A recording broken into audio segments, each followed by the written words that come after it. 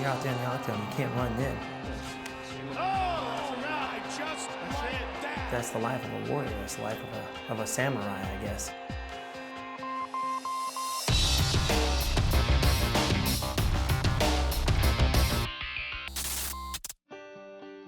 I've been in the martial arts since I was 3 years old, you know, growing up in a family of martial artists. We've run a school in Simpsonville, South Carolina for over 33 years, and I've got 2 brothers and 2 sisters. We all started at the age of 3.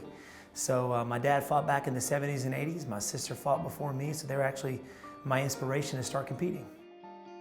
My dad was, a fighter back in the 70s and 80s. You know, he's been with me, you know, since the beginning of my martial arts career, you know. Like I said, my sister fought back before me, and I started my full contact training at the age of 12 and had my first kickboxing fight at 15. And man, we just make it work. You know, you hear a lot of father-son duos out there that, you know, they don't do so well. You know, they break up, whatever. But I have a lot of respect for my dad, and he's trained a lot of world champions, so whatever he says goes. You know, growing up in the martial arts, I wanted to be the best, you know, the best striker, the best fighter in the world. So it was never like, it was from my dad or anybody else that you have to win this fight. You got to keep an undefeated record. It was never in the, in my head at the time. It was just, you know, how do I beat my opponent? Just working as hard as I can so that I don't get defeated and I come out with the W. And next thing you know, I was 57-0. I remember I was 12 years old, I was actually at UFC 2 or 3. It was in Charlotte, North Carolina, where Chemo got his ponytail pulled out. I was actually there. But yeah, man, kickboxing was just big at the time, and my dad competed in kickboxing, and so was my sister. We were a big, karate and kickboxing school. And about 8 years ago, I tore every ligament in my left leg. And at the time, I was training with guys like George St-Pierre, who would bring me in for his training camps, and he was my inspiration to actually start competing in MMA. I found myself learning the jiu-jitsu, learning the wrestling, to be a better sparring partner for George.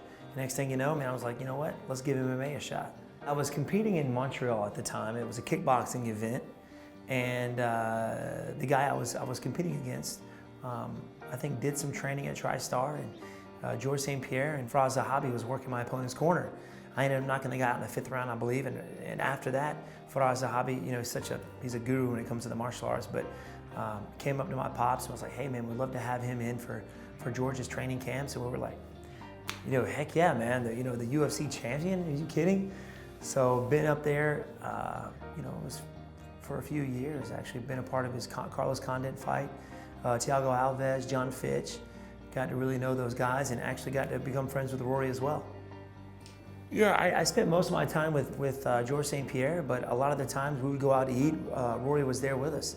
So yeah, we became good friends, never did a whole lot of sparring or anything. I think we were in a few classes together, but most of my focus was with George. And but we became good friends, and seeing each other at the fights and being on the same cards, you just develop a good relationship. Being up there training with George St-Pierre, there was a guy that George was training and still trains with, a guy named John Danaher out of New York, Renzo Gracie's school. So I met John Danaher through George, and he's seen me be a good sparring partner and trying to simulate fighters for George. And for Chris Weidman's first fight was Anderson Silva. So he's like, which better fighter can simulate Anderson than Stephen Thompson? So, Chris Weidman, if it wasn't for, John Danaher, I don't think I would know Chris right now. But I was up there for his first fight with Anderson, his second fight, and next thing you know, I'm up there for every one of his camps. Helping him out, obviously, does worlds and wonders for me, for my training camp, because having guys like him as strong and as technical as him in his wrestling and striking, it makes the 170 seem easy, because he's just a monster wrestler. Before that, I was 5-0, just regular MMA and professional MMA. I was professional in kickboxing, so I couldn't go back go to amateur. So I went straight into pro, and I felt that I wasn't ready for the UFC when they called, to be honest with you. I had very little wrestling, very little jiu-jitsu, so I was tempted to turn it down, but my dad was like, you know what, Steven, this is a once-in-a-lifetime opportunity. UFC may never call again, so just go out there and give it all you got. There's nothing I've ever experienced before stepping out into the octagon, nothing. And very few people do have the privilege to experience. I mean, it's It's unbelievable, man. I mean, the first time I stepped out in the octagon, and for just showing up for Vegas, was very nervous, because I didn't know what to expect. You know, there's a lot of hype, and it's the biggest fight sport in the world and biggest promotion in the world. And but I was very impressed on how easy it was. And the UFC took care of you. Everything was planned out for you. But there's nothing like walking out to that octagon for the first time, and you have thousands of people either cheering, millions around the world, either cheering for you to win or cheering for your opponent to knock you out. So it's huge, man, and there's nothing I've ever experienced before like it. Man, to end up knocking somebody out in the octagon or in the ring, no words can really describe. I mean, as soon as it happens, you know they're out. You know immediately what the effects are, especially when it's with a kick. You know, I've got a lot of my knockouts with head kicks, and it's like as soon as you make that connection, you know that you made it happen, that he's going out. I remember my first fight in the UFC against Dan Stigen. I remember as soon as my toes made contact, I knew it was over. But it's one of the best feelings, you know, out there. Very few people experience. You know, it was also surreal, and it happened so fast. Everything just kind of rushes together, you know. And I really didn't stop to think about it and realize how crazy it is until I got home. You know, me and my dad and my coaches, they all sit down and we watch the fight, because you really don't remember what goes on, what happens. Because when you're out there fighting, you're not relying on thinking, you're relying on your reaction. So there is no thinking out there. If you're thinking, it's too slow. So that's why I never remember exactly what I do when I'm out there. But, you know, going back and watching the footage, I'm just like, man, did that just happen? Did I really just do that? Man, it's no words can describe the way you're feeling when you step out there, or especially after a win. It's awesome. It's just a really cool feeling. Next thing you know, I got 2 days after that, I got back from Vegas. They're like, you be ready for April, you're fighting Matt Brown. I'm like, heck yeah. I'm like, wait a second. Matt Brown, he's a monster. Am I ready for this? You know, so I was excited, you know, just got the fight of the night bonus or knockout of the night bonus. We're like, sure, let's do it. Each and every one of you guys you step across from the octagon is dangerous. Doesn't matter if they're the highest ranked guy or the lowest ranked guy. If you're in the UFC, you have the potential to you know, they have the potential to hurt you.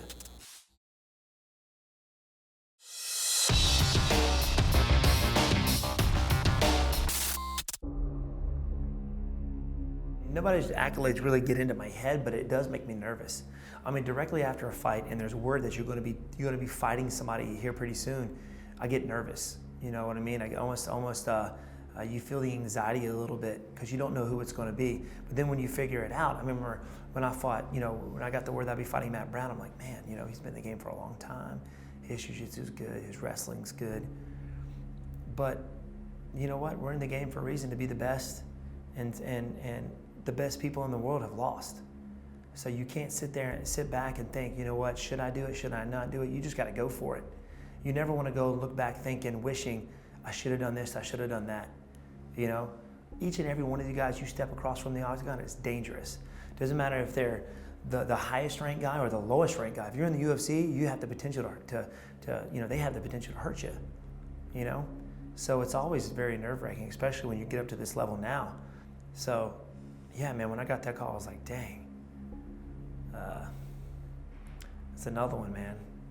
It's another beast I got to step in front of in the octagon with. But like I said, man, you don't think about it. You just train for it and do the best you can, and try and push yourself as hard as you can, so that way, you know, you got the confidence when you step out there against a high-level guy like this guy and everybody else I've faced. So you just got to make sure you're prepared mentally, physically, and emotionally.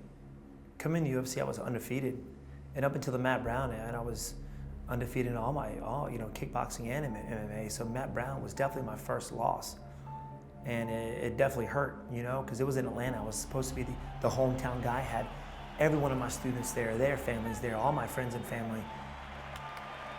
After the loss, I looked back and I thought, you know what I mean? I was actually done in the first round. I didn't have my legs, I had a really bad weight cut. I was in survival mode. But it told me who I was inside. Most people who go through that would have given up. Look at me. You got to do this.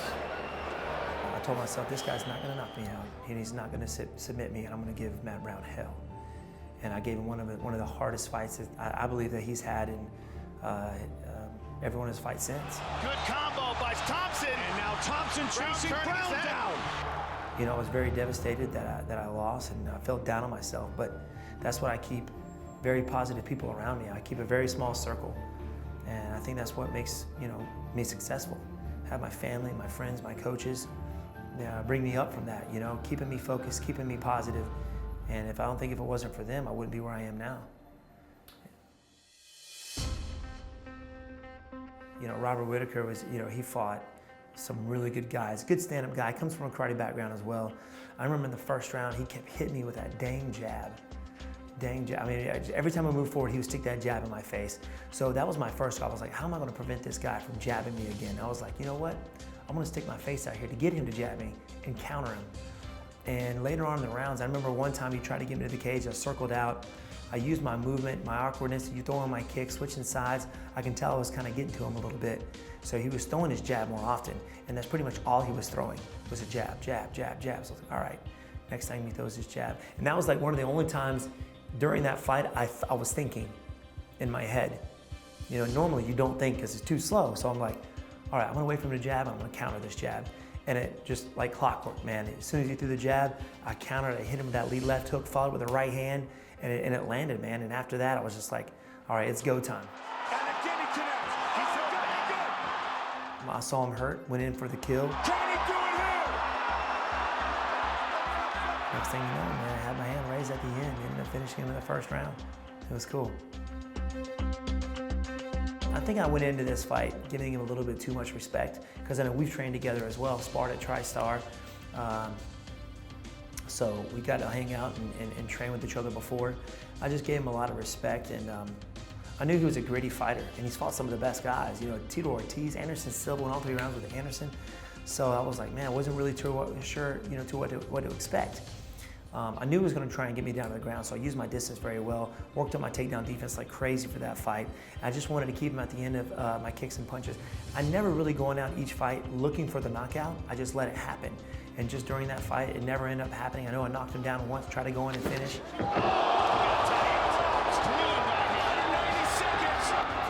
And when I found out I couldn't finish him, I stood back up, you know, tried to stay relaxed. I never want to go in there looking for it and, you know, trying to push it too hard. Because you see guys going out there all the time, dazing a guy, and they go rush in. Next thing you know, the guy swings and with his eyes closed and hits the guy and ends up knocking him out.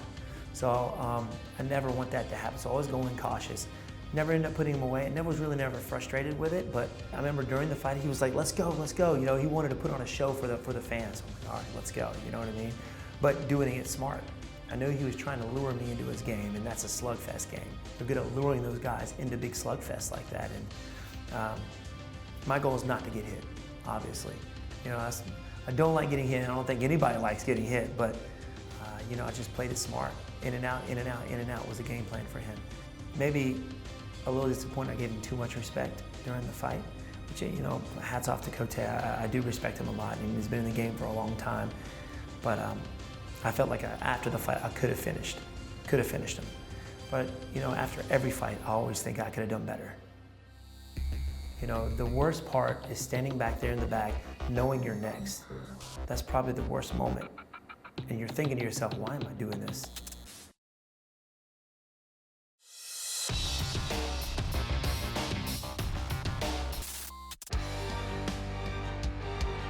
During the fight, I mean, I got smoked in the head, man, and he smoked me pretty good, which after the fight, I was like, you know what?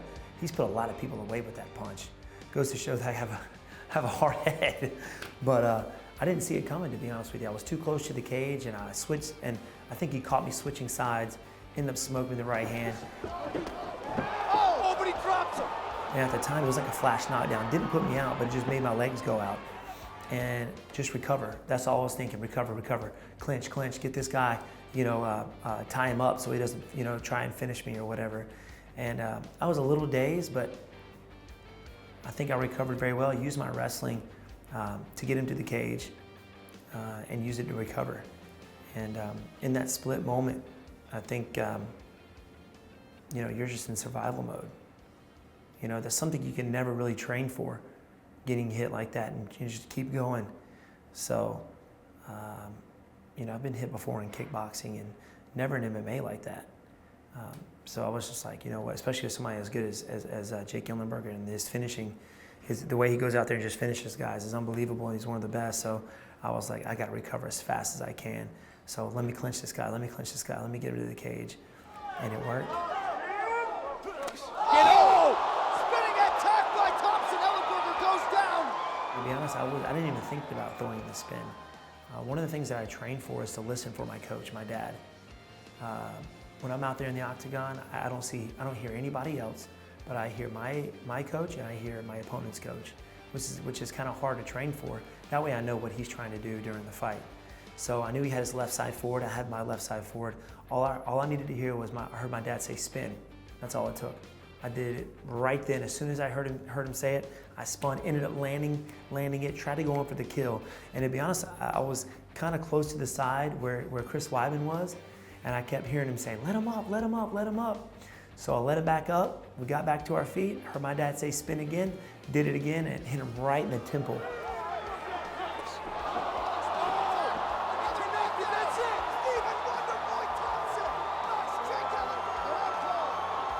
Actually, I thought I broke my heel at that point, man. It hurt me so freaking bad.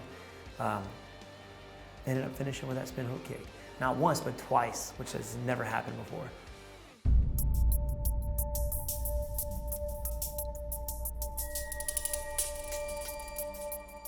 That was probably the most nervous I've ever felt in my life.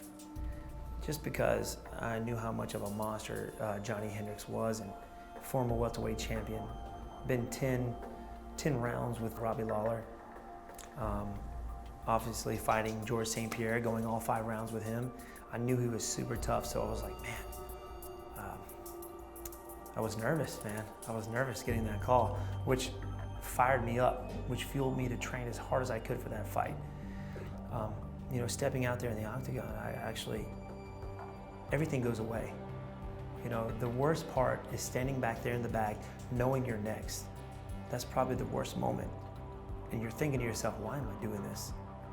You know, I'm getting ready to go out there and fight this guy and possibly get knocked out in front of millions of people. Why am I doing this, you know? But that's the life of a warrior. That's the life of a samurai, I guess. You know, it's just, it's battle, and this is what I've been doing since I was 3. So I was like, you know what, let's go out there and do it. And when you're out there in the octagon, you can't run then. It's not like you can jump over the edge and run out the door, you know? It's on like Donkey Kong. And I remember looking at it like slow motion.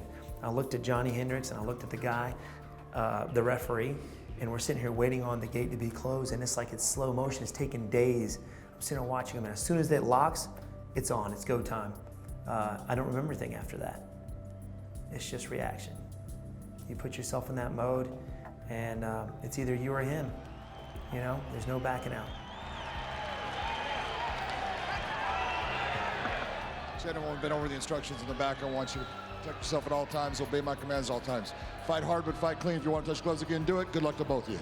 And immediately, Johnny Hendricks able to close the range. It's a good sign for Johnny Hendricks as he gets Stephen Thompson in the clinch, working on his first takedown. I defended the takedown. I knew he was going to try and get me to the cage, take me down. I was looking for a double leg, but he hit me with a knee tap that I didn't expect, and I haven't seen him do.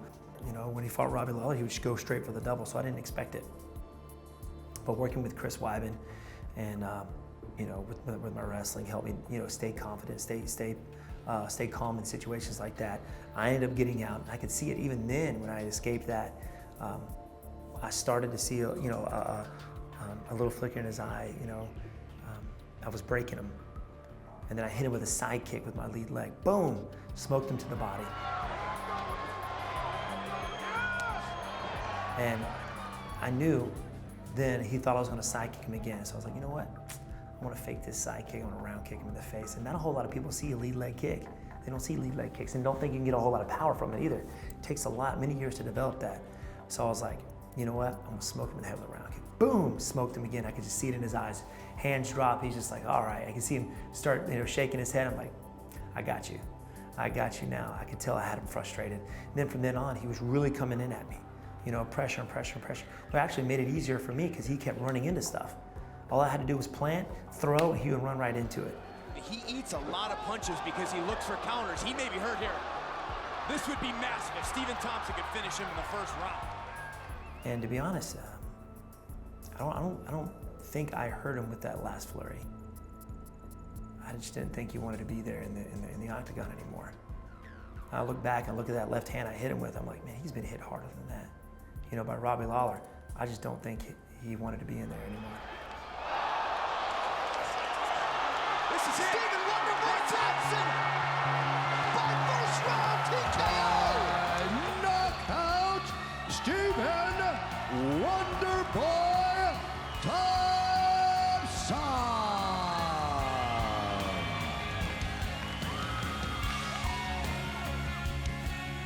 You know, I'm a Southern boy growing up in a very small town, lifetime martial artist. And, you know, always showing respect, and that's what the martial arts is all about. You know, I know even the hype now has gotten a little crazier. Just got back from an Asian tour, spent 4 days in the Philippines, South Korea, kind of been all over the place, kind of blew up right off the bat. I'm just like, man. But you know what, I've been around champions before, like George, Chris Weidman, world champion kickboxers. So I've kind of prepared myself knowing that this is what it's gonna be like once I make it to that top. But I feel like, you know, God has given me abilities, and to use them to the best of my abilities just to put, you know, a positive influence in people's lives. And if I can do that where I'm at right now, I think that's a plus, man. You know, being world champion, and that's my goal, welterweight champion, to inspire guys and kids who maybe don't think they can make it. Man, you know, I've had a lot of obstacles to get in my way, you know, being a fighter, being the best, and being champion. And I realize that anything's possible if you work hard enough and you stay positive and keep good, positive people around you. You can make it anywhere, and that's what I want to show. That's what I want to give back. Because, you know, I've got kids back home. You know, we have a martial arts school, Upstate Karate in Simpsonville, and we've got close to 750 students, and most of them are kids, and I'm the head kids instructor there. And to come home after a win, to see the smiles on their faces, man, it's nothing like it, man. It's really cool.